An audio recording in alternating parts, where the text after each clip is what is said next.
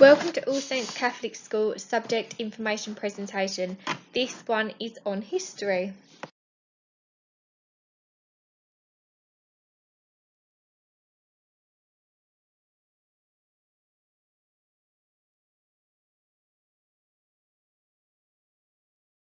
So let's look at the specification details of the course. The exam board that we use is the AQA exam board. It is comprised of two exams. First of all, the depth study, which is what I teach.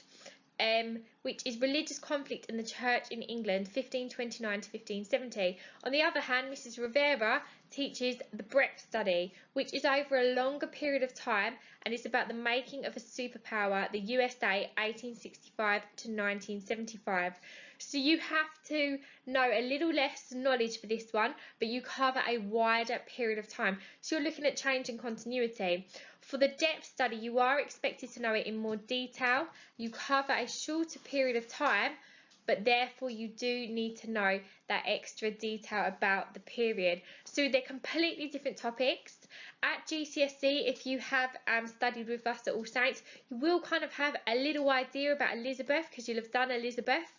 And you won't have studied the making of a superpower yet, so it'll be a new and exciting topic for you to study. So hopefully already you're kind of thinking, yes, this actually sounds really, really interesting. Two very different topics that you can study. There is also a third element of it, and the third element is a piece of coursework, which is 20% of your final grade. The exams account for 40% of your final grade. With the coursework, you get the choice to pick your topic, or I can suggest a topic to you, and we don't begin doing that until the end of year 12 into year 13. So three elements of it: two exams and one piece of coursework. Let's have a little look at it in a bit more detail. So the depth study, which is what I teach, is all about the Tudors. Now we start with Henry VIII, and in year 12 we look at the break from Rome 1529 to 1547. So we look at the church before 1529. We look at the corruption within the church, things like nepotism, pluralism, simony, the anti-clerical views at the time, how people criticising the church for gluttony, for not knowing the Bible. So we're looking at the state of the church in 1529, what was happening at society in the time. Now Henry VIII is the king at this time, and we're going to look at new views, humanism, Lollardy, Lutheranism, and how it is presenting a threat to the Catholic Church. We then look at the break from Rome, how Henry breaks with the church, why he breaks with the church. We look at his relationship with Anne Boleyn. We look at his relationship with his wives, how he really wants a child. We look at the birth of Edward. So we're looking at all the reasons for the break from Rome, the opposition that he faces, and examining whether this opposition really did pose a threat. We then look at change and reaction. So from 1536, when he's broken from Rome, all the legislation, the Reformation Parliament has happened. What then happens? How does England change? So we look at whether it does become more Protestant. Is it still Catholic? And it's a big debate, because lots of people will say, well, Henry was a Protestant, wasn't he? But was he really? And we're going to look at all the legislation that is passed and look at ultimately what is called Henrican Catholicism. So that's year 12. We then start to look at the coursework.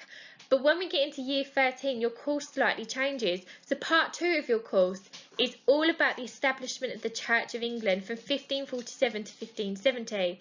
We look at Edward, a more Protestant nation. What does Edward do? He is actually controlled by two people called Somerset and Northumberland. So under Edward, how do things change socially, foreign policy wise, and obviously religion, because that's the main aim of our course. So we look at religion in a lot more detail. How does the religion change? How does he implement it? Has he really established a Protestant nation when he dies in 1553? We then examine the restoration of papal authority. So we're looking at Mary I. Is she able to introduce a new type of Catholicism? And is she able to revert it to the Catholicism it was before Henry VIII got into power? Or is she left with this Henrican Catholicism? So we're going to examine what Mary does, how she has to persecute the Protestants. We then move on to Elizabeth I, looking at Elizabeth from 1558 to 1570. So it's actually a different period of time than you guys studied when you did it in year 11. You looked at 1570 to 1603, so this is the earlier part of her reign. We're going to look at religion, how she changes it back to Protestantism, opposition she faces, her councillors, how she controls them. So we go from Henry VIII in year 12 all the way to Elizabeth I. We aren't comparing them as such, we look at them individually, and questions normally do look at them individually, but the key focus here is religion, and how does religion constantly change. So very interesting, interlinked with the kind of political aspect of it, the social aspect of it, and just a really interesting course to study and to learn. So that is my side of the course, which is the depth study. Hello to those Year 11 students considering taking history as an A-level. I'm Mrs Rivera and I will teach the making of a superpower course site, which is all about how America has become a superpower. I absolutely love teaching it. It can hand on my heart say that all the students I've taught it over the last 4 years have loved it too, and they have become really successful historians through this course. This study is now more important than ever, as we have seen across the last year a wave of history descend across the world from America in regards to the Black Lives Matter campaigns and the presidential campaign of Trump versus Biden, which swept across social media and the news.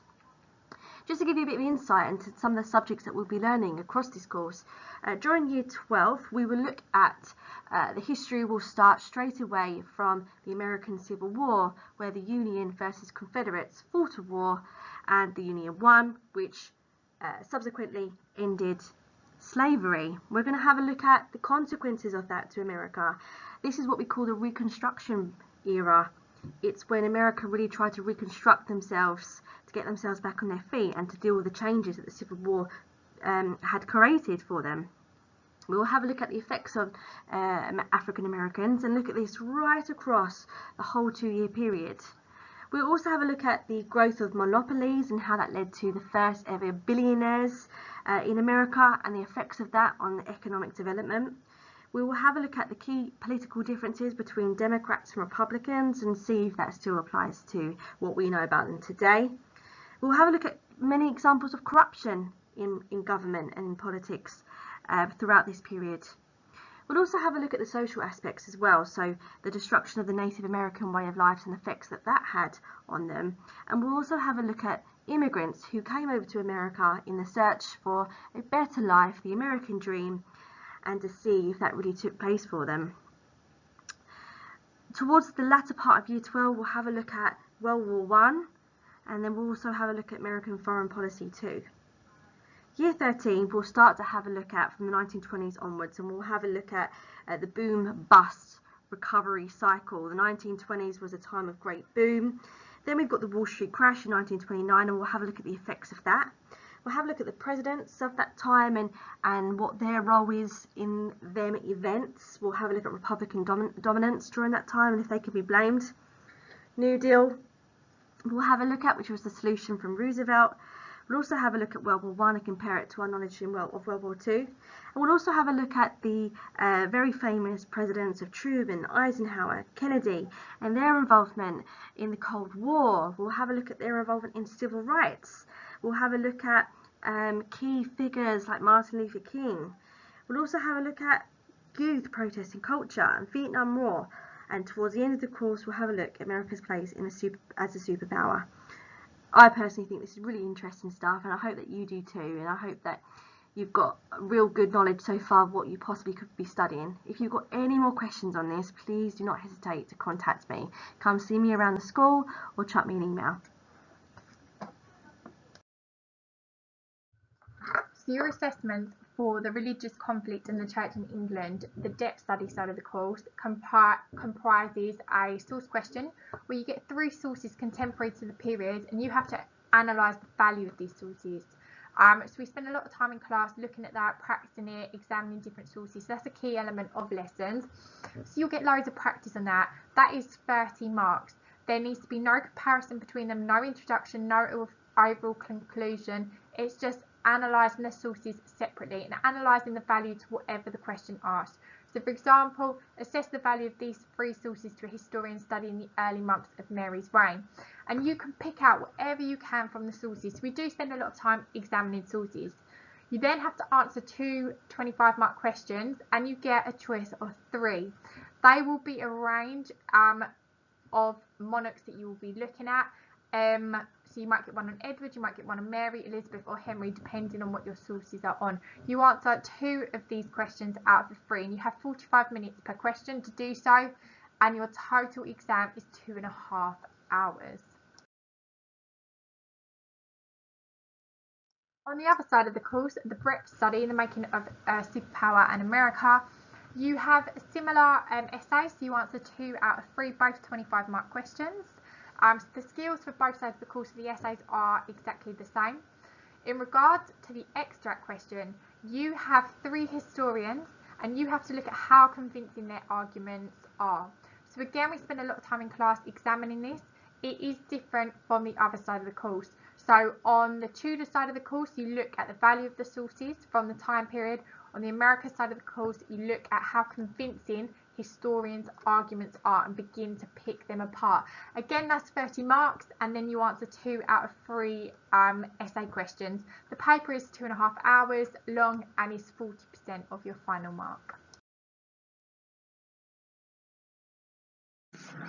So typical lessons at A level are no different from our GCSE lessons. We use a range of activities and focus on a range of skills. So for example, on the Tudor side of the course, you will be doing a lot of source analysis of contemporary sources, and on the America side of the course, you will be looking a lot at historians' arguments and analysing them. So the skills of the exam we incorporate into the lessons, but we use a range of activities which could be group work, pair work, looking at historians, using sources, discussions, lots of discussions actually, which helps you justify and give a judgment on particular topics, looking at timelines. So a range of activities are used, and there is not one typical lesson. Every lesson is different depending on the topic being taught, which is quite nice. So you're going to get a range of different styles of teaching, which should therefore help your ability when learning. So a couple of quotes from students who are currently taking History A Level. I have really enjoyed the A Level History course so far. Unlike my other subjects, the jump from GCSE History to A Level History is not too big. As there is only 2 topics taught by 2 different teachers who are both passionate about their subjects, the content feels more manageable. Also, as GCSE History was already quite content heavy, the transition to A Level was much easier. Studying 2 different topics on the course is also a really positive aspect of the course. This is because you are able to go into more depth when learning about your topics, and information you learn links within the rest of the subtopics. This means the content feels more familiar and doesn't feel so daunting to learn. If you're thinking of taking A-level history, I would definitely recommend. It is so useful for so many career paths, including law. It also is a genuinely interesting course where you can develop your analytical and writing skills. So that was said by a Year 12 student this year. And have a look on the right hand side as well. There's another quote from another student. But I think the key thing to pick up on from what students have said is that actually at Year 11, it is very content heavy. There is a lot to learn. And I think this is what puts people off taking it for A level, when in fact, the jump is nowhere near as big as people think it is. They think that the workload doubles, and actually it's just a different type of workload. So you actually learn fewer topics and you learn them in more depth, which actually I think a lot of people would really enjoy doing and really benefit from. So don't let the fact that you think the GCSE is very content heavy put you off taking the A level, because actually the A level really nicely links. It's nice that there's 2 different topics that are being taught. There are 3 parts of it within the main topics. The subtopics all linked together, and actually it's quite common for students to say this isn't as hard as I thought it was going to be when I was thinking about picking A-level history. It does involve reading. It does involve using sources, and it does develop really important skills that you can use in whatever career you choose to take. For example, journalism, you're going to have to be able to write an essay, you're going to have to be able to construct an argument, and in history this is exactly what we teach you. For law, same thing, arguing, being able to effectively argue, being able to effectively state your judgment, and it's a core component of history. So worth reading the other quote from another student and just thinking about and not being worried or put off by the fact that you think there maybe is too much content in GCSE, because actually at A level this isn't the case. So future pathways. History can lead you to many jobs. Lawyer, archaeologist, historian, journalist, actor. If you want to go into teaching, working in museums, working in the civil service, politician, economist, working for the police, working in a business, having your own business. So it can lead to loads of different jobs. The job list is kind of endless. It can also lead you to maybe wanting to continue it at university, but it provides important skills that are transferable throughout life, which is really kind of the main thing and the main reason for one of the main reasons for taking the A level. So the ability to construct an argument, which is really important, to produce a solid judgment using evidence, to evaluate and use evidence, which is an important skill throughout life, even from reading one paper. Every paper you read has a type of bias. So if you have the skills to be able to identify that, then you'll read around a topic just in general life. The ability to problem solve, the ability to write effective essays, again needed for journalism, politics, being a lawyer, the ability to research and analyse information as well. So the skills it provides you are really, really important throughout life, whatever you choose to do with your life. And there's a couple of examples of those that have a history A level or equivalent, or a history degree. So Sacha Baron Cohen, who is an actor and a screenwriter, Louis Theroux, Dr. Susanna Liscombe, who is a historian, Steve Carell, who's a comedian and an actor, and the list goes on. And if you research it yourselves, you'll find that a number of those in the public eye have got either a history A level or a history degree. So it's definitely worth thinking about, depending on what you want to do in the future. But I do recommend, if you're thinking about doing law, it is a very, very good A level to take.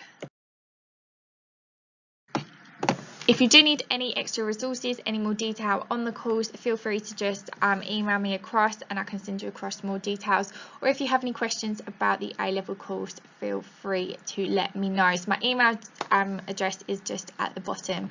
Thank you very much, and hopefully you really consider taking history A-level. Really great subject to take. We study 2 very interesting topics.